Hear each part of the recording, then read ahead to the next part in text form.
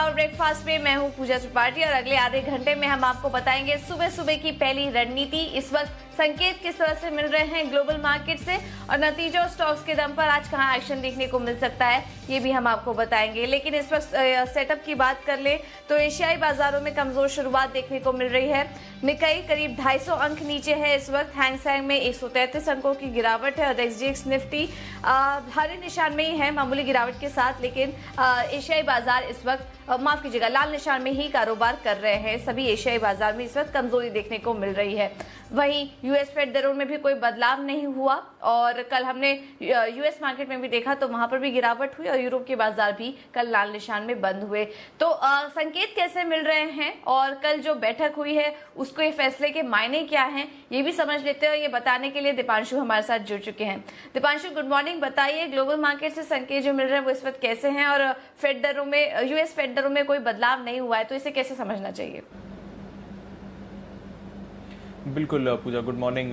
सुस्ती के संकेत जरूर आ रहे हैं। हालांकि ये कहना पड़ेगा कि एसजीएक्स निफ्टी एकदम सपाट है तो वो एक अच्छा ही संकेत आप मान लीजिए। अगर आप देख रहे हैं कि बाकी एशियाई बाजारों में प्रेशर है, डाउ फ्यूचर्स 126 अंक नीचे हैं, लगातार दूसरे दिन हमने अमेरिकी बाजारों में डाउ में गिरावट देखी है, तो उसके मुताबिक एसजीएक्स एकदम सपाट है। तो ये एक आप अच्छी खबर ही ले सकते हैं या फिर देखते हैं किस तरह का रिएक्शन आता है। पर अगर आप फेड की पॉलिसी देखें तो एकदम अनुमान मुताबिक ही रही। जहां तक पॉलिसी का सवाल है, रेट्स में कोई बदलाव नहीं है और फेड कह रहा है कि 2022 तक रेट्स में बदलाव नहीं रहेगा, यानी कि 0 से 0.25% के जो रेट्स हैं वो अगले 2 साल के लिए तो रहने ही वाले हैं। तो ये एक बात है। जो उनकी एसेट्स की खरीदारी चल रही है लगभग 120 अरब डॉलर्स पर मंथ, वो भी बरकरार रहेगी। तो वहां से भी कोई बदलाव नहीं है, ना उसे बढ़ाने की बात करिए, मेंटेन करेंगे इन लेवल्स पर और ये कटने वाला भी नहीं है आने वाले समय के लिए। तो ये तो अनुमान मुताबिक रहा।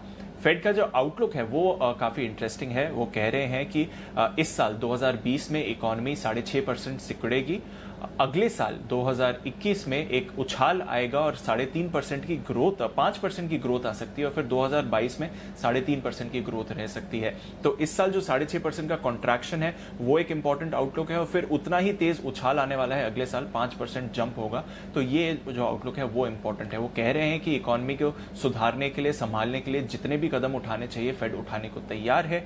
ये भी कह रहे हैं कि दूसरी छिमाही से यानी कि सेकेंड हाफ ऑफ 2020 से इकोनॉमी में रिकवरी के संकेत आने चाहिए। तो ये भी एक अच्छा ही आउटलुक है। हमने देखा कि अमेरिकी बाजारों में जब ये फेड की पॉलिसी आई और जब ये आउटलुक आया तो इनिशियली रिएक्शन पॉजिटिव था, बट फिर एंड ऑफ ट्रेड तक लगभग 280 अंक फिसलकर डाउ लगातार दूसरे दिन लाल निशान में बंद हुआ। पर आप नैस्डैक पर नजर डालिए, एक और नया रिकॉर्ड, पहली बार 10,000 के ऊपर क्लोजिंग हुई है। एप्पल और अमेजॉन जैसे शेयर्स ने नया रिकॉर्ड हाई बनाया है। वहीं इकोनॉमी से जुड़े स्टॉक्स में लगातार दूसरे दिन आपने मुनाफा वसूली देखी है। तो 2 दिन में देखें तो लगभग 600 अंक की गिरावट डाउ ने आपको दिखाई और 27,000 के नीचे बंद हुआ है। एयरलाइन और बैंक्स में सबसे ज्यादा दबाव था। आज साप्ताहिक बेरोजगारी के आंकड़े आएंगे, वहां पर नजर रहेगा। अनुमान है लगभग 16 लाख लोग और बेरोजगार हुए हैं पिछले हफ्ते। यूरोप के बाजार लाल निशान में बंद हुए। सोने में हल्की सी खरीदारी थी पर डॉलर इंडेक्स 3 महीने के निचले स्तर पर है। कच्चे तेल में हालांकि एक्शन इस समय थोड़ा म्यूटेड है, बट कल शाम 2.5% का उछाल देखा, 3 महीने की ऊंचाई पर पहुंचा कच्चा तेल। अमेरिकी भंडार बढ़ने के बावजूद हमने कच्चे तेल में उछाल देखा, बट आज सुबह वो जितने भी कल के गेन्स थे वो रिवर्स होते हुए दिख रहे हैं। ओके, तो ये कुछ संकेत मिल रहे हैं ग्लोबल बाजारों से। इसके अलावा दीपांशु, कोरोना को लेकर क्या अपडेट निकल कर आ रहे हैं इस वक्त, आंकड़े कैसे हैं? आंकड़े तो खराब ही हैं पूजा। 1,33,000 नए मामले कल आए ग्लोबली। अब 74,50,000 मामले हैं ग्लोबली कोरोना के। वहीं मरने वालों की संख्या भी 4,20,000 के करीब है। अब तक लगभग 27 लाख से ज्यादा, 27.25 लाख लोग ठीक भी हो गए हैं कोरोना से। भारत की बात करें तो कल भारत के लिए सबसे खराब दिन था। अब तक 12,000 से ज्यादा मामला आए, 12,400 नए मामले कल भारत में आए और लगभग 400 लोगों की मौत भी कल भारत में हुई है। अब भारत में 2.87 लाख लोग संक्रमित हैं, जो स्पेन के काफी करीब है। तो कल जब हम अपडेट देंगे तो स्पेन के आगे होगा भारत और 5वें नंबर पर पहुंच जाएगा। इस समय 6ठे नंबर पर है। 8,100 लोगों की मौत भी हो गई है। पर अच्छी बात यह है कि लगातार दूसरे दिन हम देख रहे हैं कि जितने एक्टिव केसेस हैं वो रिकवर्ड केसेस से कम है, यानी कि रिकवरीज अभी भी ज्यादा है एक्टिव केसेस से। 1.38 लाख एक्टिव मामले हैं भारत में, वहीं 1.41 लाख रिकवरीज हो गई हैं। तो रिकवरीज जो बढ़ रही हैं ये एक अच्छी बात है, बट मामले भी काफी तेजी से बढ़ रहे हैं, तो ये खराब संकेत है। ब्राजील में कल 33,000 नए मामले सामने आए, 1300 लोगों की मौत हो गई। यूएस में 20,000 से ज़्यादा नए मामले थे, रशिया में 8,000 से ज़्यादा नए मामले थे। तो जो स्ट्रेस्ड एरियाज हैं कोरोना के, वो स्ट्रेस्ड हैं और भारत के लिए काफ़ी खराब दिन रहा नए मामलों के हिसाब से। ओके, तो नए मामलों के हिसाब से काफ़ी ख़राब दिन था भारत के लिए। अच्छी बात ये थी कि रिकवरी के आंकड़े में भी सुधार हो रहा है, लेकिन मामले बढ़ते ही जा रहे हैं। चलिए, बहुत बहुत शुक्रिया दीपांशु ये सारी डिटेल्स हमें देने के लिए। अब आगे बढ़ते हैं और संस्थागत निवेशकों के आंकड़े किस तरह के थे वो भी हम आपको बताते हैं, और इसके बाद चलेंगे सीधे अनिल जी के पास, जहां से उनसे रणनीति समझेंगे आज के लिए। अगर संस्थागत निवेशकों के आंकड़ों की बात करें तो कल कैश मार्केट में बिकवाली देखी गई है एफआईएस की तरफ से। करीब 919 करोड़ की बिकवाली यहां पर हुई है। घरेलू निवेशकों की बात करें तो कैश मार्केट में इन्होंने खरीदारी की है 501 करोड़ की, और वायदा बाजार में एफआईएस ने करी है बिकवाली, करीब 290 करोड़ की बिकवाली यहां पर देखी गई है विदेशी निवेशकों की तरफ से। तो आखिरी बिकवाली साइड के ही थे, और इनको कैसे समझना चाहिए आज के लिए, इसका भी रुख कर लेते हैं। और वक्त है हमारे खास सेगमेंट का, जहां हम हर रोज बात करते हैं जी बिजनेस के मैनेजिंग एडिटर अनिल सिंघवी से।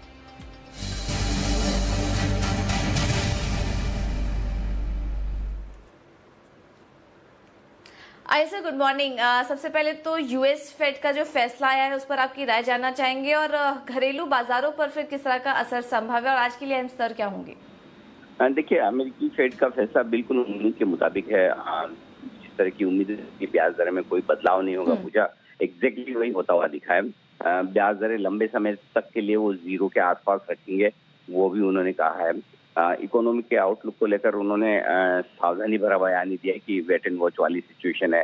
तो ऐसा फेड की बैठक के बाद कुछ भी नहीं हुआ जिससे कि बाजारों का मूड बदले, या तो अच्छा हो या बिगड़े, ऐसा कुछ भी नहीं। तो न्यूट्रल सा स्टैंस आप मानकर चल सकते हैं, और सीधी सी बात है, यही वजह कि हल्की प्रॉफिट बुकिंग अमेरिकी बाजारों में आपको फिर से ऊपरी स्तरों पर आती हुई दिखी है। तो एकदम क्लियर कट डायरेक्शन है कि लंबे समय तक ब्याज दरें नीचे रहेगी, वो इक्विटी मार्केट के लिए अच्छा है कि आपको 0% में पैसा कहाँ बनेगा, मजबूरी में आपको डालना ही है इक्विटी में पैसा। और यही वजह कि अमेरिकी बाजार अच्छी तेजी दिखा रहे हैं।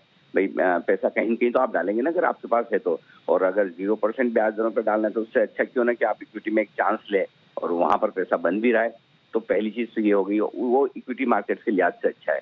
दूसरा ये कि अगर वो कह रहे हैं 2022 तक हमें भाई ब्याज दरें कमी रखनी है, इसका मतलब क्लियर कट ये भी है कि 2 साल के लिए वो बहुत बड़ी रिकवरी की उम्मीद कर नहीं रहे हैं। तो रिकवरी में लंबा वक्त लगेगा, ये भी साफ नजर आ रहा है। तो आप दोनों ही तरह से देख सकते हैं। लेकिन पॉइंट इस वक्त ये है कि जो बाजार ट्रेड कर रहे हैं वो इस लिहाज से नहीं कर रहे हैं कि वक्त बहुत लगेगा, बाजार तो लिक्विडिटी पर ट्रेड कर रहे हैं। तो ओवरऑल मैं ये समझता हूँ कि फेड का जो फैसला है वो पॉजिटिव साइड पे ज्यादा है, इक्विटी मार्केट के लिए नेगेटिव साइड पर कम।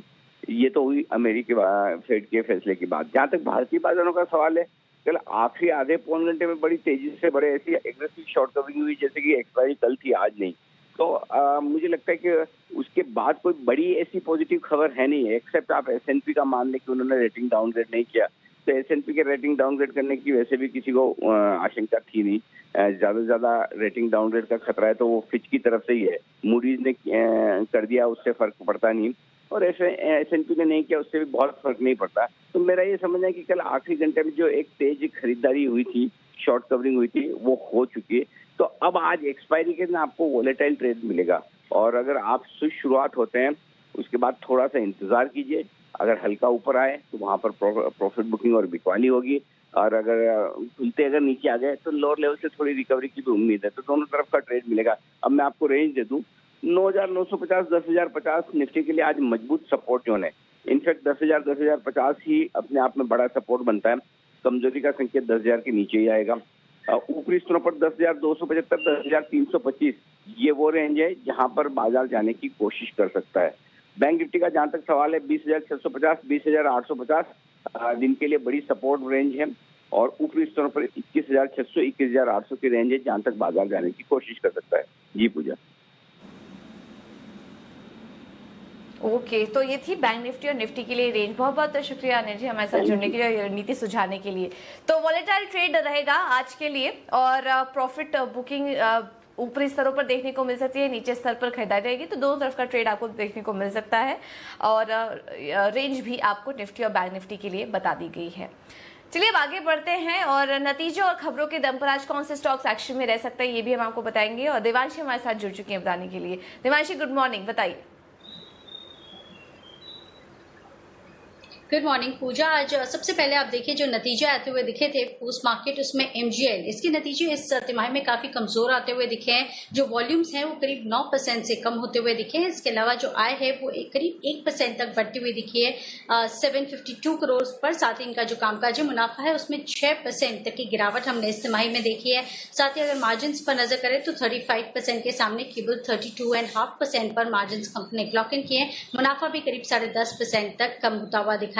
श्रीराम ट्रांसपोर्ट फाइनेंस यहाँ पे भी जो आंकड़े हैं इस तिमाही में अनुमान था कि कमजोर आ सकते हैं। और आप देखिए जो ब्याज से आए हैं करीब 1% तक बढ़ते हुए दिखी है 1917 करोड़ पे, लेकिन जो प्रोविजंस हैं वो दुगने होते हुए दिखे हैं इस तिमाही में 1129 करोड़ पर। साथ ही अगर तिमाही आधार पर भी प्रोविजंस पर आप नजर करें तो करीब 1.5 गुने होते हुए दिखे हैं 1129 करोड़ पर। पिछले तिमाही में करीब 444 करोड़ के प्रोविजंस कंपनी किए थे और इसी के चलते मुनाफे पर भी असर होता हुआ दिखा है। मुनाफा इस तिमाही में करीब 70% तक कम होता हुआ दिखा है। और आप असेट क्वालिटी पर भी नजर कीजिए। असेट क्वालिटी 8.71% से थोड़ी सी सुधरकर 8.36% पर आती हुई दिखी है। सेंचुरी टेक्सटाइल्स यहाँ पे भी कमजोर नतीजे आते हुए दिखे हैं। जो आय है करीब 16% तक कम होती हुई दिखी है। साथ ही अगर कामकाजी मुनाफे की बात करें 67% तक की गिरावट हमने देखी है। मार्जिन इस बार थोड़े से कम होते हुए दिखे हैं 9.5% पर 24% से गिरकर। और जो मुनाफा है उसमें भी 36% तक की कमी आती हुई दिखी है। कुल मिला के नंबर्स तीनों कंपनीज के थोड़े से नरम, थोड़े से वीक ही आते हुए दिखे हैं। साथ ही आज टेलीकॉम स्टॉक्स और बैंक्स दोनों ही एक्शन में रहेंगे क्योंकि आज सुप्रीम कोर्ट एजीआर मामले पर सुनवाई करेगा। इसके चलते हम देखेंगे कि बैंक्स पे एक्शन में रहेंगे और टेलीकॉम कंपनीज पर नजर रखेंगे। भारतीय इंफ्राटेल की आज बोर्ड की बैठक है जहां पे इंडस टावर के साथ स्कीम ऑफ अरेंजमेंट पर आज फैसला होता हुआ दिखेगा। और एसबीआई इनकी भी आज बैठक होने वाली है। फॉरेन बॉन्ड इश्यू के जरिए करीब 11,300 करोड़ रुपए जुटा सकती है। इस पर कमेटी आज फैसला लेती हुई दिखेगी, तो इस पर भी आप नजर करें। रिलायंस इंडस्ट्रीज फिर एक बार एक नए निवेशक का नाम सामने आता हुआ दिखा है। टीपीजी कैपिटल अमेरिकी पीई फंड है जिनका नाम सामने आ रहा है। करीब $1.5 बिलियन तक का निवेश करने की योजना इस प्राइवेट इक्विटी फंड की है। इसके लिए बातचीत जारी है। इस सूत्रों के हवाले से खबर आती हुई दिख रही है। साथ ही आप देखिए जेबी केमिकल्स पर नजर रखें क्योंकि इनकी जो फाइनल बोली लगाई गई थी उसमें 3 नाम सामने आते हुए दिखे हैं। अपेक्स, केकेआर और पीएजी प्रमोटर्स की जो हिस्सेदारी है 50% से ज्यादा थी। इसको खरीदने की दौड़ में अब ये 3 कंपनीज जो हैं ये शामिल होती हुई दिखी है। करीब 5 से 7% के प्रीमियम पर ये डील्स होती हुई दिख सकती है। ये प्रमोटर्स की हिस्सेदारी बिक सकती है, इस पर नजर रखें। फंड एक्शन में आज रैम्को सिस्टम पर नजर कीजिए। विजय केरिया ने करीब 3.4 लाख शेयर्स खरीदे हैं 88 रुपीज के करीब प्रति शेयर के भाव पर। और साथ ही आरबीएल बैंक में भी जैस्मिन कैपिटल इन्वेस्टमेंट्स ने करीब 1.5 करोड़ शेयर्स खरीदे हैं 150 रुपए 50 पैसे प्रति शेयर के भाव के करीब। ये फंड एक्शन होता हुआ दिखा है। ओके, तो कुछ फंड एक्शन हुए हैं, यहाँ पर भी नजर रखिए। बहुत बहुत शुक्रिया देवांशी ये सारी डिटेल्स देने के लिए। तो नतीजों के दम पर एमजीएल, श्रीराम ट्रांसपोर्ट फाइनेंस और सेंचुरी टेक्सटाइल्स कमजोर नंबर्स हैं, तो कुछ रिएक्शन देखने को मिल सकता है। और टेलीकॉम और फार्मा भी आज फोकस में रहेंगे, इसके साथ बैंक्स भी, तो यहाँ पर आज आप नजर रख सकते हैं। चलिए अब आगे बढ़ते हैं। स्टॉक स्पेसिफिक रणनीति आज के लिए क्या होगी ये भी आपको बता देते हैं। चॉइस ब्रोकिंग की तरफ से जो कॉल्स आ रहे हैं वहां वो खरीदारी करने की राय दे रहे हैं। आईजीएल में 466 के लेवल्स पर आप कैश में खरीदारी करिए। आईजीएल में स्टॉप लॉस होगा 458 का और आज के लिए 482 तक के लक्ष्य देख रहे हैं आईजीएल में। और एक्सिस सिक्योरिटीज ने भी अपने दोनों ही कॉल्स में खरीदारी करने की राय दी है। पहला है स्टॉक बलरामपुर चीनी 131 के लेवल्स पर खरीदिए। स्टॉप लॉस होगा 128 का और 138 के लक्ष्य के लिए आप यहां कर सकते हैं खरीदारी। मैकडॉवेल में भी खरीदारी करने की राय दे रहे हैं। स्टॉप लॉस होगा 602 का और 624 के टारगेट के लिए आप यहां खरीदारी कर सकते हैं। तो आईजीएल, बलरामपुर चीनी और मैकडॉवेल तीनों में ही खरीदारी करने की राय आज आपके लिए। चलिए अब मार्केट पर एक और रणनीति समझ लेते हैं और ये बताने के लिए हमारे साथ संदीप फागले जी जुड़ चुके हैं। संदीप जी गुड मॉर्निंग, बहुत बहुत शुक्रिया समय देने के लिए। आज निफ्टी और बैंक निफ्टी की एक्सपायरी भी है वीकली, क्या लग रहा है आपको, किस तरफ एक्सपायरी देखने को मिलेगी और स्टॉक स्पेसिफिक रणनीति आज के लिए क्या होगी? पूजा, गुड मॉर्निंग। मुझे थोड़ी सी साइडवेज मूवमेंट आज के दिन में लगती है। निफ्टी में 10,050, 10,070 जो यहाँ से 60-70 पॉइंट नीचे है, एक स्ट्रॉन्ग सपोर्ट है। और ऑन द अपसाइड 10,150, 170 का एक रेजिस्टेंस है। तो ये 100-120 पॉइंट का दायरे में निफ्टी में मूवमेंट आनी चाहिए। बैंक निफ्टी में थोड़ी सी स्ट्रेंथ दिखाई दे रही है। मुझे लगता है Bank Nifty on the upside 21,300, 350 तक जा सकता है। On the down side 21,000 break होना नहीं चाहिए। पिछले कल के दिन में लास्ट एक घंटे में जो मूव आई, मुझे लगता है आज कंटिन्यू होगी। तो वो होते मुझे ओवरऑल एक्सपायरी साइडवेज मूवमेंट के तौर पे लग रही है। मुझे कुछ खास क्लियर डायरेक्शन नहीं है। मार्केट ना वन वे गिरेगा ना वन वे ऊपर चलेगा, साइडवेज पॉजिटिव। और बैंक निफ्टी में मेरे को थोड़ी सी पॉजिटिविटी लग रही है। स्टॉक स्पेसिफिक मैं इंडसइंड बैंक में बाय करने की सलाह दूंगा। 500 का क्लोज है। कल एक आखिरी घंटे में एक ब्रेकआउट आया है। 493 का स्टॉप लॉस रखे। मुझे लगता है 518 तक की अप मूव हम देख सकते हैं। ओके, तो ये राय है बाजार पर आपको दे दी गई है। साइडवेज एक मोमेंट देखने को मिल सकता है। और इंडसइंड बैंक हम देख रहे हैं पिछले काफी दिनों से एक अच्छा मोमेंटम यहाँ पर देखने को मिल रहा था। इंडसइंड बैंक में खरीदारी करके चल सकते हैं। टारगेट 518 का, स्टॉप लॉस होगा 493 का। बहुत बहुत शुक्रिया संदीप जी समय देने के लिए और ये रणनीति भी सुझाने के लिए। तो ये निफ्टी और बैंक निफ्टी में आपको स्ट्रैटेजी दे दी गई है और साइडवेज मोमेंटम जैसे कि बताया, और इंडसइंड बैंक में आप खरीदारी करके चलिए। तो जितने भी स्टॉक स्पेसिफिक रणनीति आज के लिए मिल रही हैं, सभी में खरीदारी करने की राय आज आपको दी जा रही है।